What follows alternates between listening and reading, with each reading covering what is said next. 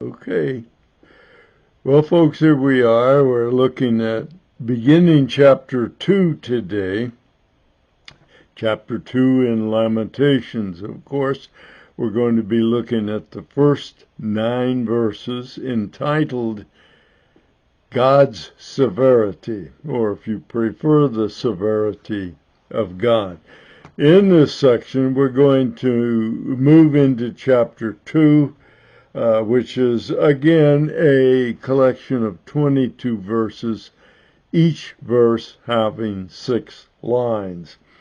On this pass, we're going to look at the first 9 verses, as I mentioned a moment ago, that begin a look at God's severity, a topic many would like to ignore and believe doesn't exist, but in fact it does exist.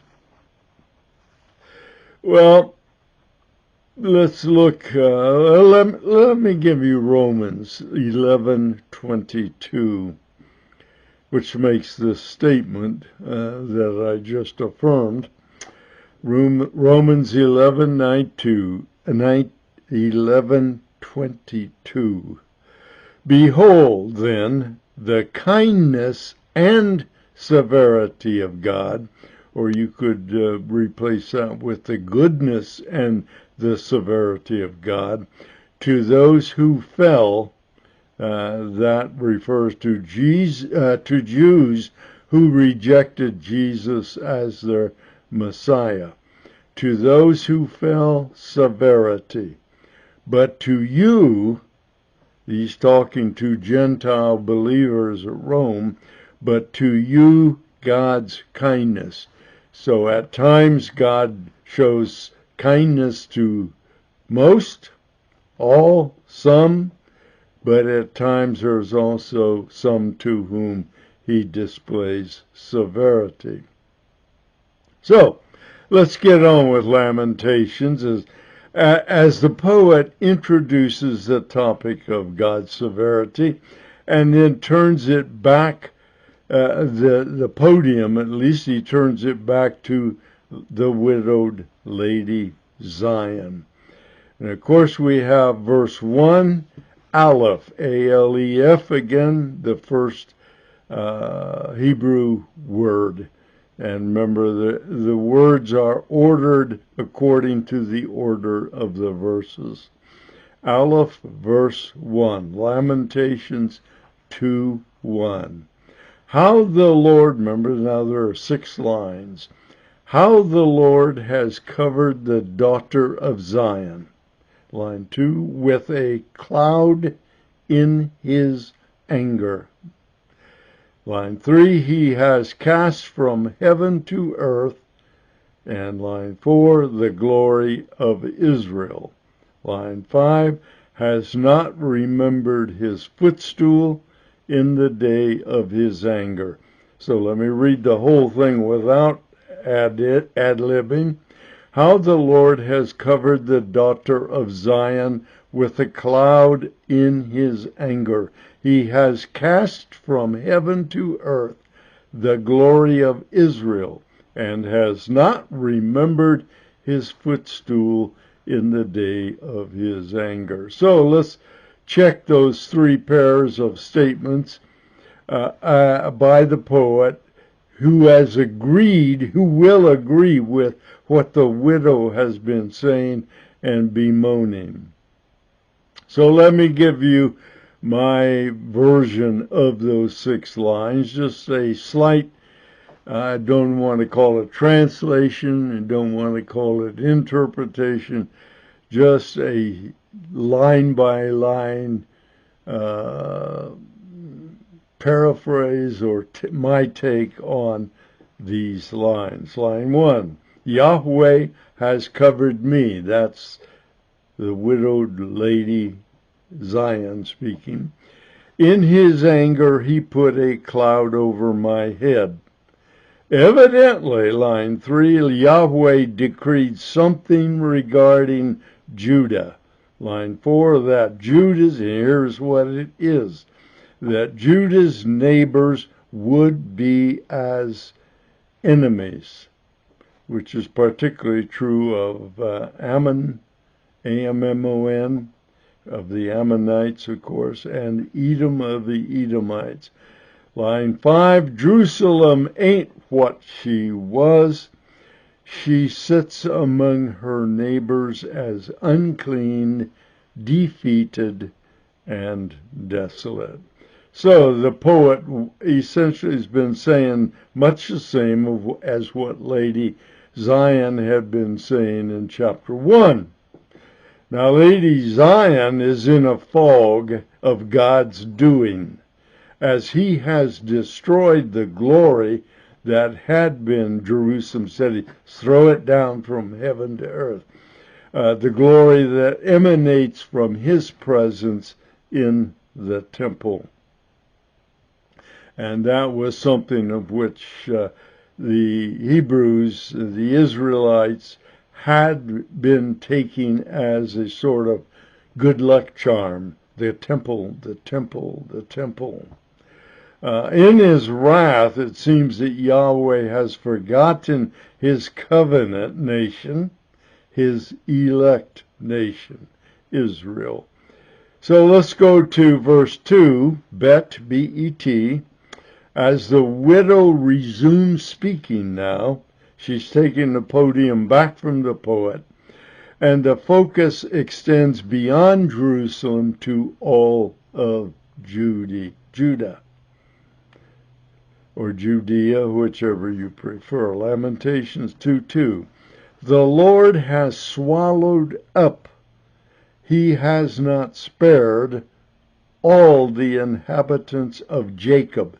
That's telling us moving to the entire city or state nation instead of just Jerusalem. The Lord has swallowed up, he has not spared all the habitations of Jacob. In his wrath, Yahweh has thrown down the strongholds of the daughter of Judah. He has brought them down to the ground. Yahweh has profaned the kingdom and its princes. Pretty strong, powerful statements about God's behavior towards Judah. Our set of 3 pairs of statements from verse 2 might look something like this, or at least I claim they do. God has acted without compassion to destroy the fortified cities of Judah. So God has destroyed Judah through the Babylonians, of course, and he has done so without compassion, without pity. And lines 3 and 4, his wrath took away the sacred character. That is, he threw them down from heaven, the sacred character of Judah's political and religious leadership. So these people now were without any attractiveness to the people. Their sacred character has been destroyed. The nation, line 5, the nation and its rulers, line 6, he destroyed without honor. So, God clearly has dealt harshly with Judah, and in Lady Zion's eye, perhaps he's behaved and acted too harshly. She's admitted already, remember from chapter 1, that her sin, the sin of Jerusalem, the sin of Judah, with respect to God, with respect to the covenants, is the cause of his action. But she still says, I know you did it because of our sin, but really this harsh, Lord? I wonder if we don't wonder those same things. Lord, why is person A experience so much health difficulty when he has such a major ministry now he can't do his ministry fully. What's going on, Lord? Is that reasonable that you would do that? Well, let's go to verse 3. Gimel, Gimel.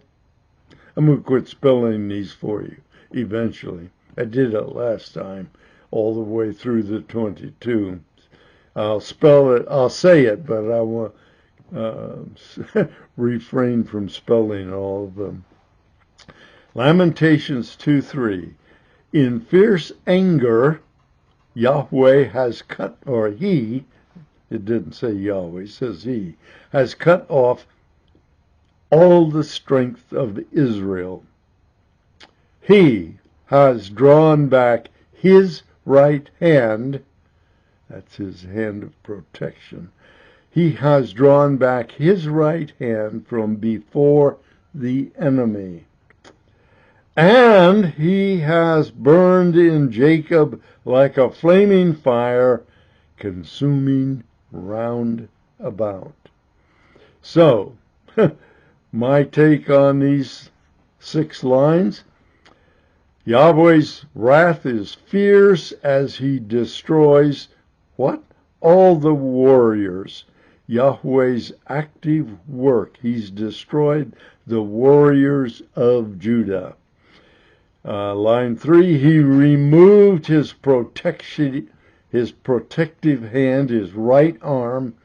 He is here, this is passive. Before he destroyed the warriors, that was active. Now he's passive. He just withdraws his hand and says, I'm not protecting you. And when did he do that? When Babylon marched in. He took his hands off and said, okay, Babylon. Line 5, his anger is like fire, consuming and destroying everything. It was harsh indeed. And without being Jews ourselves, we'd have trouble really realizing the extent of the tragedy in their minds, the extent to how their life is affected now that they are being defeated by an evil enemy, and they have no temple in which to worship properly.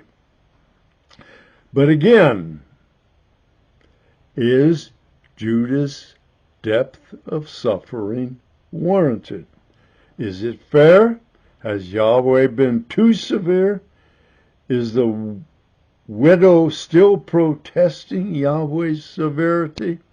Severity that is expressed against his own people, his elect? That seems a bit harsh to us, but remember, somewhere there is a verse, you might look it up just to show that I am somewhat correct or nearly correct in this, where it says, judgment begins in the house of the Lord. Dalet, verse 4, Lamentation 2:4. He, Yahweh, has bent his bow like an enemy. He's got his weapon out, it's in his hands, he's bent it, he's like an enemy. He has set his right hand not to protect. He's set his right hand like an adversary and slain all that were pleasant to the eye. In the tent of the daughter of Zion, he has poured out his wrath like fire. So things aren't easing up in their descriptions of Yahweh's behavior. The 3 pairs of statements from verse 4 continue. Lady Zion's question of God's fairness. Line 1, beginning, Yahweh acts like Israel's enemy. His weapon is in his hand, that's his bow, and at the ready. Like an enemy, line 3, he kills all the fair of the land. Line 5, he poured out his wrath on Jerusalem. So, Yahweh is pictured as a mighty warrior, however, an enemy warrior driven by wrath. Hech, verse 5, continues that same thought. The Lord has become like an enemy. He has swallowed up Israel, Judah in this case. He'd already swallowed up the northern kingdom using Assyria. He has swallowed up all its palaces. He has destroyed its strongholds and multiplied in the daughter of Judah mourning and moaning. The pairs of statements from verse 5 are translated by me like this. Yahweh is as if an enemy. He has destroyed all of Judah. Like a mighty hostile warrior, he has overrun the nation. Yahweh has created reasons for mourning and weeping throughout the entire land. Well, let's go to verse 6, which is Vav, V-A-V. I told you I wasn't going to spell it. Broke that rule.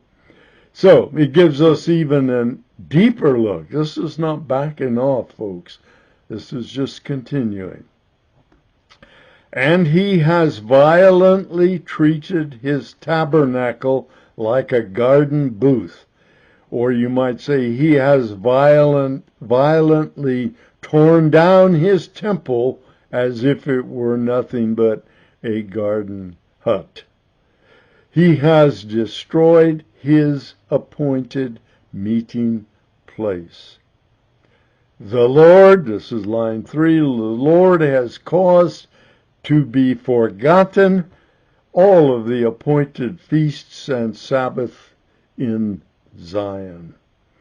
He has despised king and priest in the indignation of his anger. Now I give you my version. Yahweh destroyed the temple as if it were a garden hut. His place for worship gone. He has made Judah forget its pilgrim feasts and festivals. In his wrath, he has forgotten both priest and king. So, the worship of Yahweh in Judah was no longer possible, at least as required by the law of Moses. Why? No temple, so there are no sacrifices, there are no pilgrim feasts, no pilgrim festivals. None of the temple-related ceremonies are possible. Zayin, verse 7. Lamentations 2:7. The Lord has rejected his altar. He has abandoned his sanctuary. He has delivered into the hand of the enemy the walls of her, that's his Jerusalem's palaces. They have made a noise in the house of the Lord. That they is Babylon now. Babylon has made a noise in the house of the Lord as in the day of an appointed feast. So what's happened essentially? They're saying that Babylon is in there having a ball, celebrating their victory over this only real God's people, his elect, Judah. So they're in there in his own temple having a ball, celebrating it up. So, how do I rewrite these slightly? Beginning of line 1, nor did Yahweh spare the altar. In other words, Yahweh didn't even spare his own altar. He abandoned it all. He gave a present to the Babylonians, the very temple itself. And if you remember, Nebuchadnezzar carried away all the gold elements from the temple. The Babylonians celebrated the temple's destruction as if it were a pilgrim festival, a happy time. Now came the rub, though.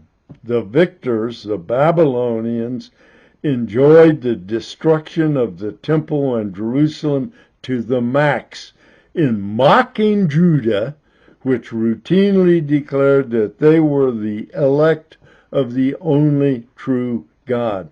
What were the Babylonians saying? Said, hey, your God ain't much. Our victory proves our God is superior. You claim what you claim, look at what happened to you. Look at us, we're number one. So, and Judah, you thought you were something special. No, we're something special. But God would show the Babylonians that, like he did the Assyrians, they too would be judged for gloating over their defeat of God's elect people. So the answer is, it ain't over, Babylonians. Don't gloat that much, because you're going to pay eventually. Ket, K-H-E-T, there I go again. Verse 8, Lamentations 2:8. The Lord determined, this means Yahweh is intentionally doing this.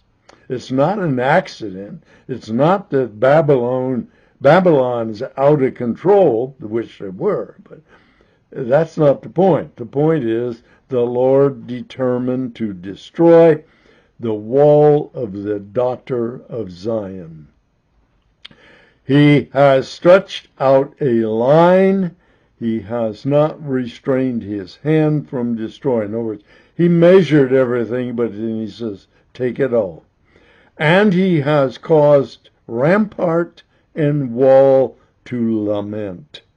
So here he's personalizing ramparts and walls and said, they're crying out because of what's happened. They have languished. That's the rampart and the wall.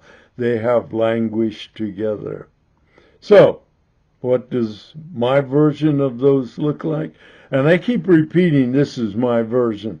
Not that there's anything great in it, but when I say this is my version, this is my opinion of how I would like to say and describe what the scripture actually says. So is this scripture? No. I hope it accurately describes what the scripture is telling us, but it is my opinion about those matters. It's always important to know whether something is fact or opinion. We call it version, translation, we call them all those things, interpretation, but they're all the same as opinion. So, line 1, how do I describe it? It was Yahweh's decision to destroy Jerusalem's wall.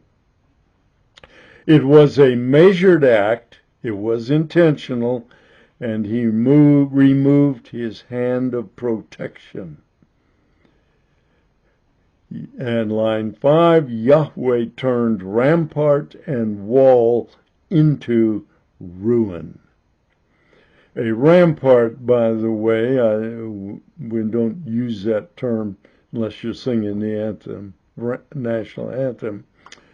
It's essentially a defensive protection against aggression.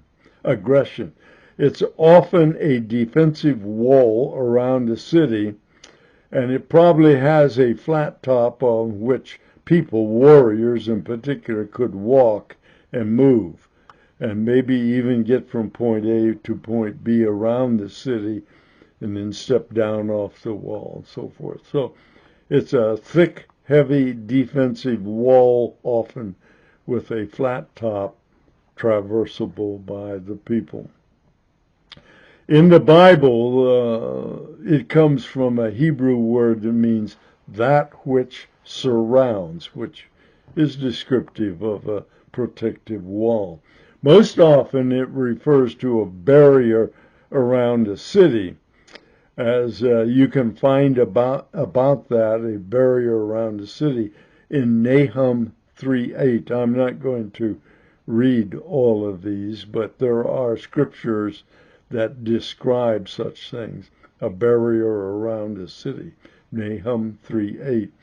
It may, however, be used of a protector or a guardian, as someone who puts a wall around a person, protects them.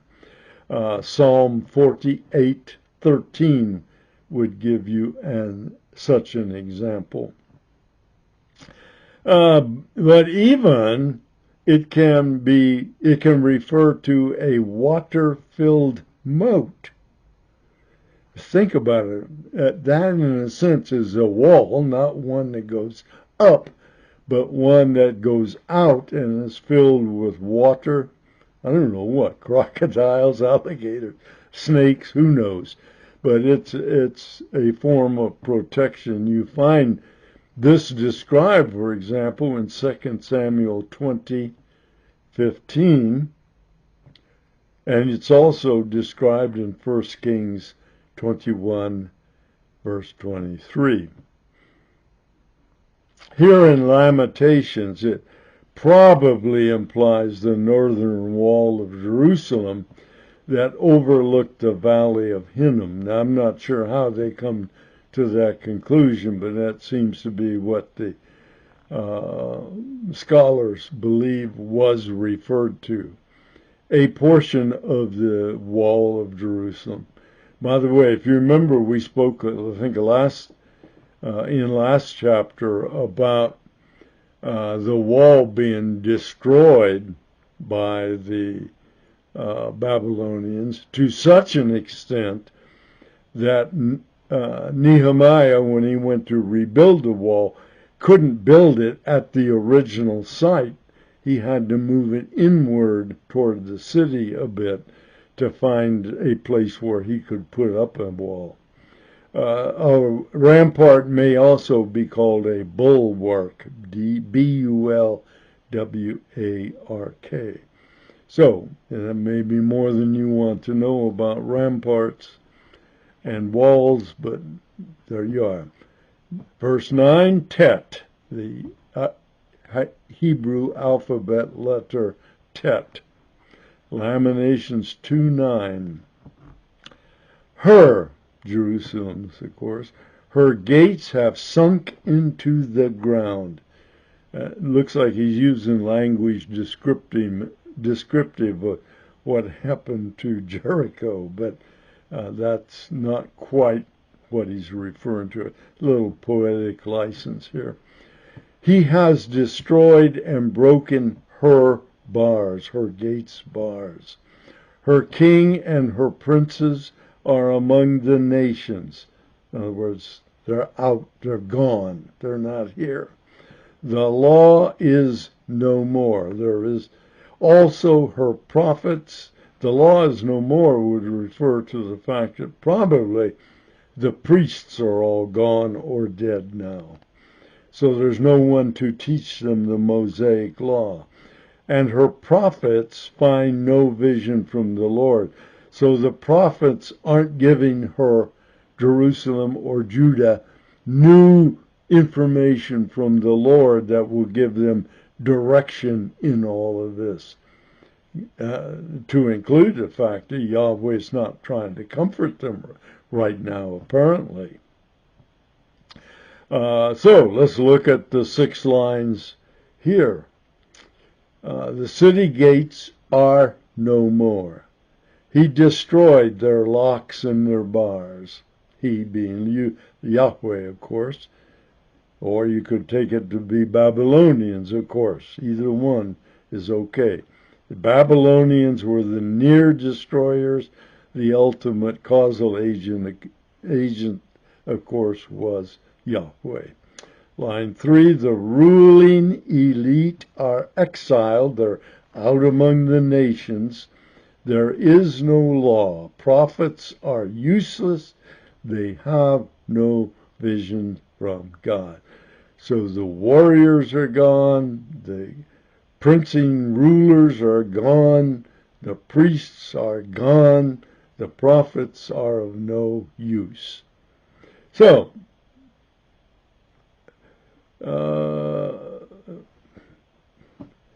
there's no word from Yahweh, from the priests. By the way, that wasn't the priest's fundamental business. Their business was to represent the people back to Yahweh. The king or prophets directing Judah as to God's will at that moment, they're all gone. The prophets are not receiving information from Yahweh. He's backed away from the prophets and so forth. So everybody that was in leadership that should have given Judah direction at that moment, no more. They seem defeated, the whole nation of Judah, beat down, unable to worship God as he directed, and no spiritual leadership or direction generally. Things don't seem as though it could be worse at all. The only thing you could say is that there were still some people of Israel alive. So no wonder Lady Zion asks whether God is too severe. Again, I think we probably do that. We may not be as blatant as she has been, but we're saying, I can't understand how God can allow this or whatever. So I ask you, Lady Zion's got a problem right now. Her faith in God is being shaken by the severity of God. So let me ask you the question that she's having to face now. Can you let God be God? Truly? Really? Even if everything is crumbling around you and you suspect God is the causal agent, can you still give him the right to do those things? It's an important question, and one that I cannot question for you. I have enough struggles trying to wrestle with it for myself. Well, let's move on. Next time we're going to look at the next 8 verses of chapter 2 as we get an earful of the people's agony. So far, she's told us about the difficulties and her personal mournings and agonizing, but now we're going to get a description of what it's like for the people. Just reminder, sin has